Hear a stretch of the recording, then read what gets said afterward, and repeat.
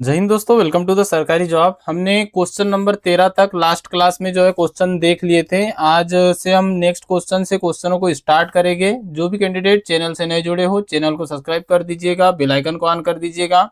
और इसका पीडीएफ, यह लगभग लगभग 200 कुछ क्वेश्चन का पीडीएफ है। क्या है, अलग अलग क्वेश्चनों का पीडीएफ बना था, जिसको कि आपके ई बुक में इंक्लूड करके एक साथ ही दिया है। अगर आपको ई बुक डाउनलोड करना है तो आप डायरेक्टली एप्लीकेशन डाउनलोड कीजिए, वहाँ ई बुक वाले सेक्शन में आपको ई बुक मिल जाएगी। जैसे ही क्वेश्चन कंप्लीट हो जाते हैं, पूरा का पूरा पीडीएफ आपको 2 से 3 वीडियो में अलग अलग आ जाएगा। जैसे किसी को एक आध वीडियो में नहीं भी मिल पाता तो किसी न किसी वीडियो में मिलेगा। तो ये पीडीएफ आपको एप्लीकेशन पे ही मिल जाएगा आपकी क्लास के साथ ही। तो हमने कल क्वेश्चन नंबर 12 तक देख लिए थे। आज से हम क्वेश्चन नंबर 13 से स्टार्ट करेंगे। और हाँ, आपके एग्जाम डेट से रिलेटेड इंपॉर्टेंट अपडेट है। सभी लोग पूछ रहे थे, किसी ने मुझे डेट भी मेंशन की थी कि इस डेट को एग्जाम है, लेकिन मैं कंफर्म करके ही बताऊंगा सही है या नहीं है, क्योंकि अभी कंपनी का कुछ चल रहा था। जो आपकी एग्जाम करवाती है उस कंपनी की हम बात करें, चाहे टीसीएस करवाए या अदर कोई भी।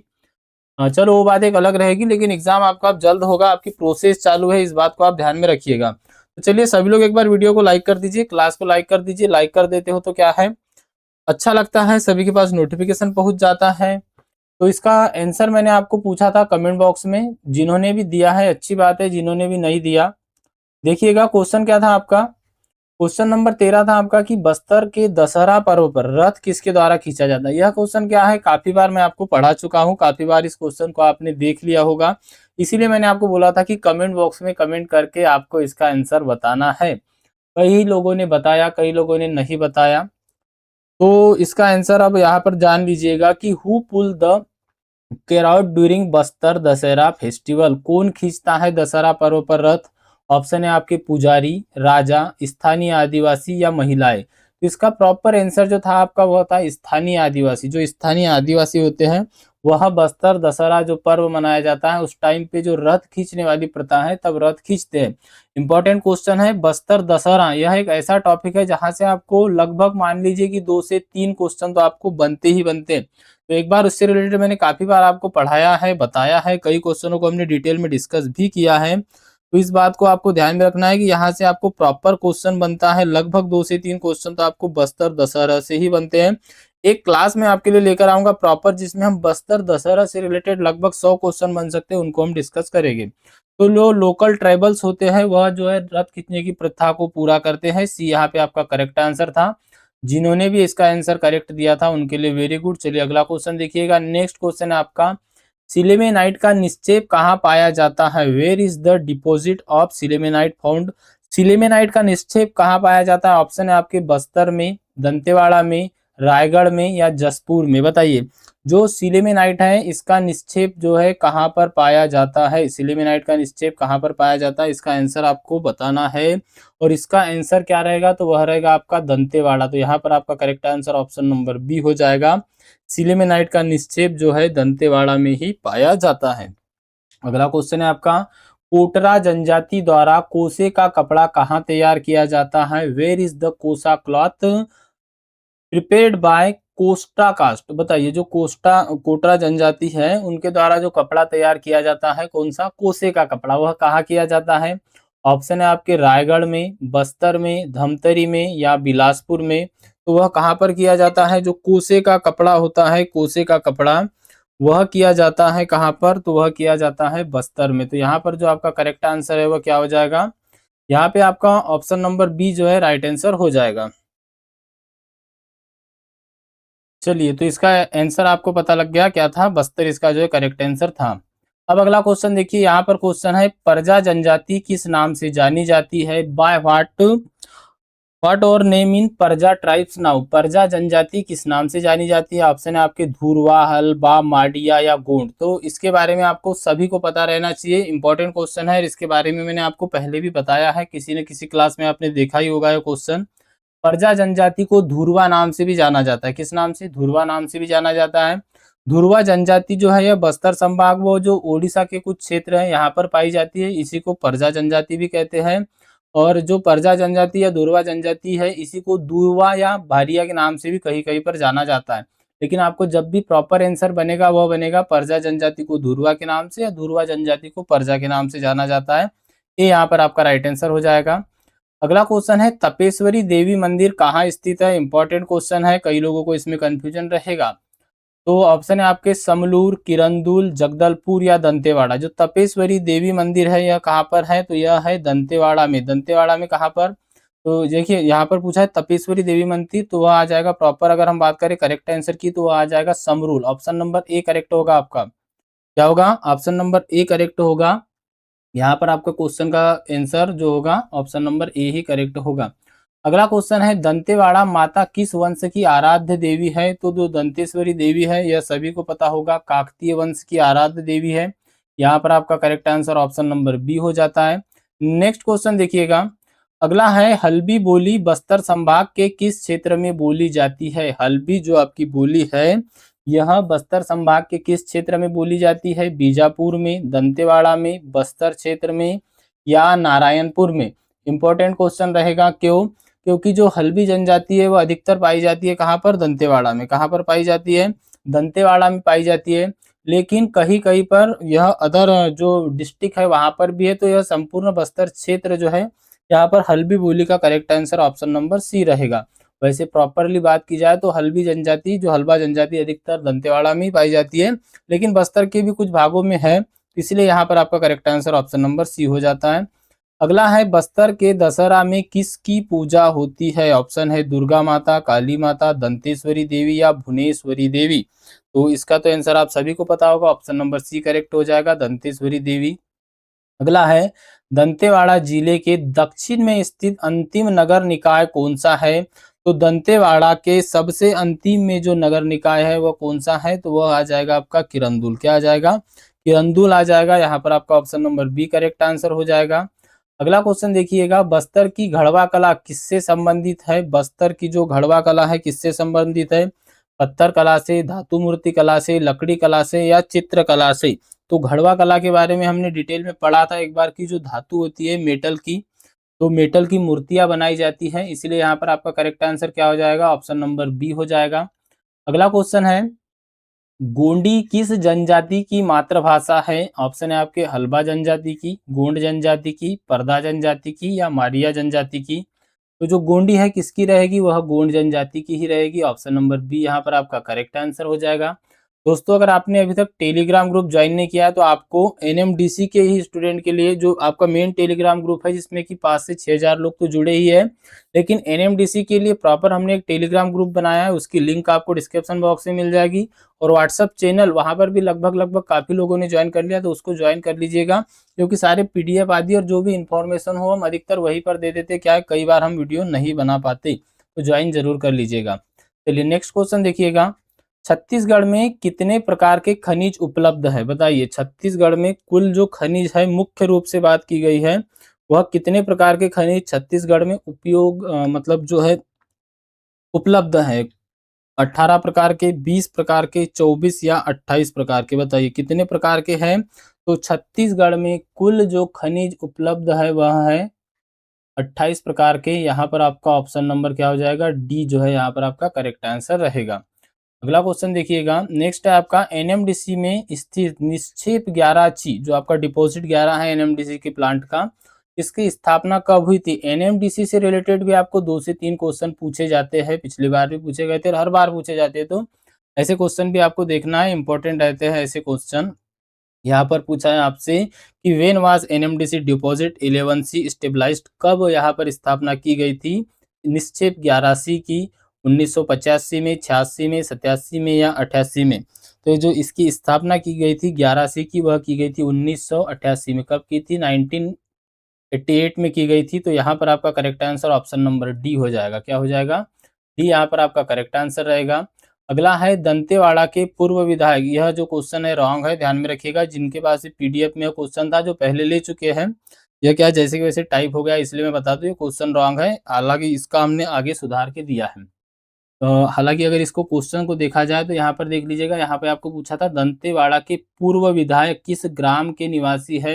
यहाँ पर आपको समरूल, बारसूर, टेकनार, किरंदुल दे दिया जाएगा, यह पुराना क्वेश्चन था।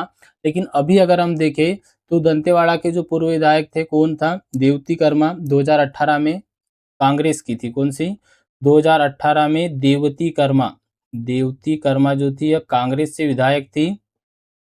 तो यहाँ आपको ध्यान में रखना है, यह जो आपका समा रामाबूटी है तो एक प्रकार का मंदिर है। अगला क्वेश्चन है, मृतक का तीसरा दिन, मृतक का तीजा रस्म किस जनजाति में मनाई जाती है? तो जो मृतक का तीजा है, यह जो रस्म है यह किस जनजाति में मनाई जाती है? तो यह मनाई जाती है मारिया जनजाति में। इसी को बोलते हैं, ये मोस्ट इंपॉर्टेंट क्वेश्चन है, आया हुआ क्वेश्चन है। कौन सी जनजाति में? मारिया जनजाति में। तो यहाँ पर आपका करेक्ट आंसर क्या हो जाएगा? ऑप्शन नंबर बी हो जाएगा। नेक्स्ट देखिएगा, अगला क्वेश्चन है आपका, सलवा जुलूम का अर्थ क्या है? इसके बारे में हमने देखा होगा, काफी आपने इसके बारे में कोई स्टोरी, वीडियो और कई पॉडकास्ट आदि अगर आप देखते हो तो वहां पे भी आपने इसके बारे में जरूर सुना होगा। सलवा जुलूम एक अभियान था, तो यह किस प्रकार का अभियान था? तो यह एक शांति अभियान था, मतलब कि पीस मिशन था। तो यहाँ पर आपका करेक्ट आंसर हो जाएगा ऑप्शन नंबर ए। क्या हो जाएगा? ऑप्शन नंबर ए जो है यहाँ पर आपका राइट आंसर हो जाएगा। नेक्स्ट क्वेश्चन देखिएगा, गोंड जनजाति का मुख्य व्यवसाय क्या है? तो वह होता है कृषि। Option number B correct answer हो जाएगा।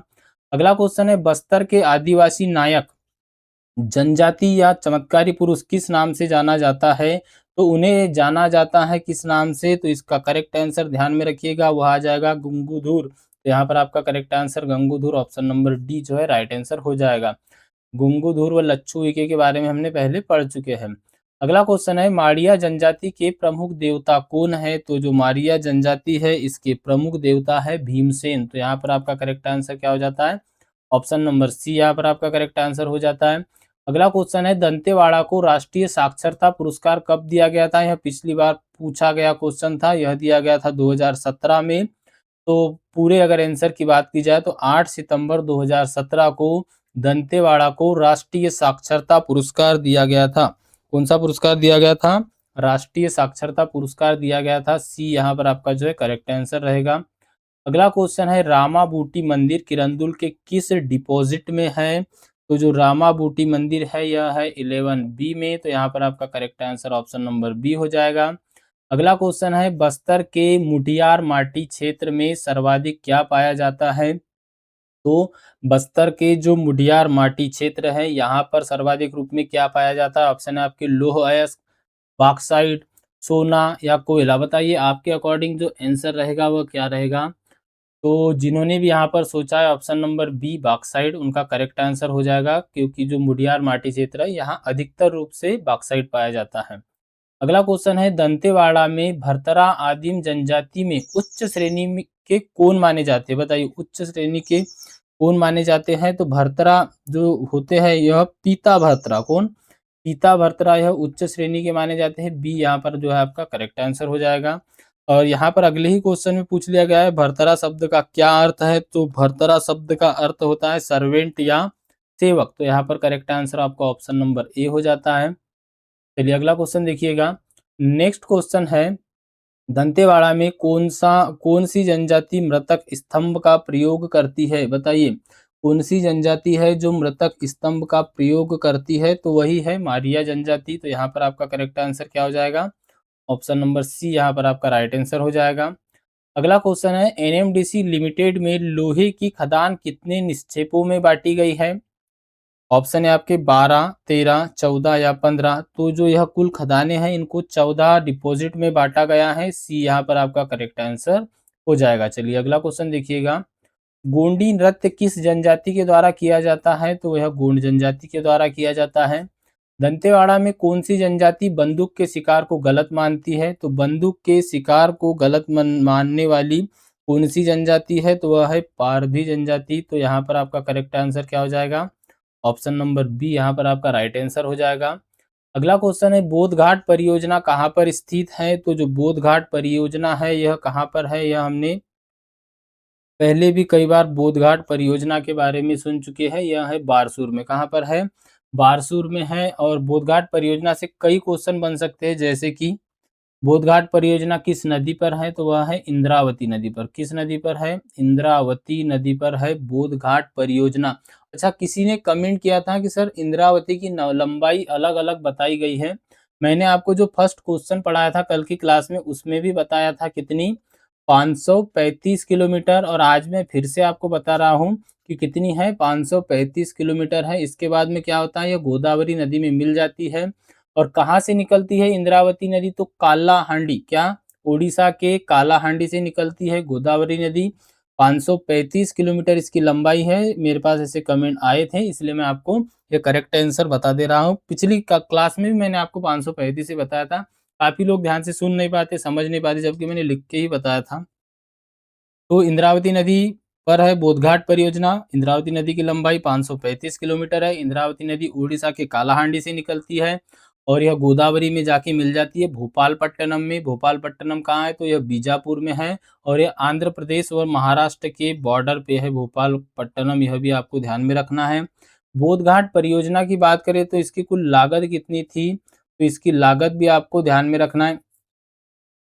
49,000 करोड़ जो है इसकी लागत थी और 3 जिले जो है यहाँ पर बीजापुर, सुकमा, दंतेवाड़ा, इनको अगर मिला लिए जाए तो इनके कुल लगभग 269, मतलब अगर आप मोटा आंकड़ा ध्यान में रखते हो तो 270 याद रखो कि 270 गाँव जो है लाभान्वित हो गए और दंतेवाड़ा के 100 गाँव इससे लाभान्वित हो गए। दंतेवाड़ा की कितने? तो दंतेवाड़ा के 100 गाँव जो है इससे लाभान्वित होंगे। तो इतनी बातें आपको इस परियोजना के बारे में ध्यान में रखना है। इस परियोजना से रिलेटेड क्वेश्चन डेफिनेटली बनेगा। अगला क्वेश्चन देखिएगा, नेक्स्ट है आपका क्वेश्चन, बस्तर का प्रसिद्ध धनकुल लोकगीत किस वर्ग में आता है? तो जो बस्तर का प्रसिद्ध धनकुल लोकगीत है यह किस वर्ग में आता है? ऑप्शन है आपकी विवाह गीत है या धर्म पूजा गीत है या वीर रस का गीत है या एक प्रकार की लोरी है। क्या है यह? इसका आंसर आपको कमेंट बॉक्स में कमेंट करके देना है। आज की क्लास में बस इतना ही। आगे के क्वेश्चनों को हम नेक्स्ट क्लास में डिस्कस करेंगे। जो भी इस क्लास को यूट्यूब पर देख रहा है, वीडियो को लाइक कर दीजिएगा। चैनल से नए जुड़े हो, चैनल को सब्सक्राइब जरूर कीजिएगा। आपके एप्लीकेशन पे कंप्लीट कोर्स है आपका, पेड कोर्स में जाओगे तो वहाँ पर आपको आपका कंप्लीट कोर्स मिल जाएगा। एनएमडीसी का एक भी क्वेश्चन आपका बाहर नहीं जाने वाला। अगर आपने कोर्स ज्वाइन नहीं किया है, करना चाहते हो तो ऐप डाउनलोड कर लीजिएगा, लिंक डिस्क्रिप्शन बॉक्स में मिल जाएगी। कंप्लीट आपको वहाँ पर कोर्स से रिलेटेड सारी जानकारी भी प्रोवाइड हो जाएगी और आपको कंप्लीट कोर्स भी मिल जाएगा। वहीं पर अगर आप ई बुक पीडीएफ लेना चाहते हो तो ई बुक पीडीएफ वाले सेक्शन में जाइएगा। वहाँ ट्रेड वाइज आपका जैसे मशीनिस्ट है, फिटर है, उनका कॉमन पेपर होता है, उसी प्रकार से इलेक्ट्रीशियन हो गया, फील्ड अटेंडेंट हो गए, मोटर मैकेनिक, डीजल मैकेनिक हो गए, सभी की ई बुक भी अवेलेबल है, वह भी आपको मिल जाएगी ई बुक वाले सेक्शन में। और इसी के साथ साथ फ्री टेस्ट था जिसका कि हम लाने वाले थे, रक्षाबंधन के बाद हम उसका जो है सॉल्यूशन आपके लिए लेकर आएंगे। तब तक जितने भी लोग लगाना चाहे फील्ड अटेंडेंट का पेपर, वो प्रीवाइज ईयर पेपर वाले सेक्शन में जाकर लगा सकते हैं। तो चलिए मिलते हैं अगली क्लास में, तब तक के लिए thank you and bye bye.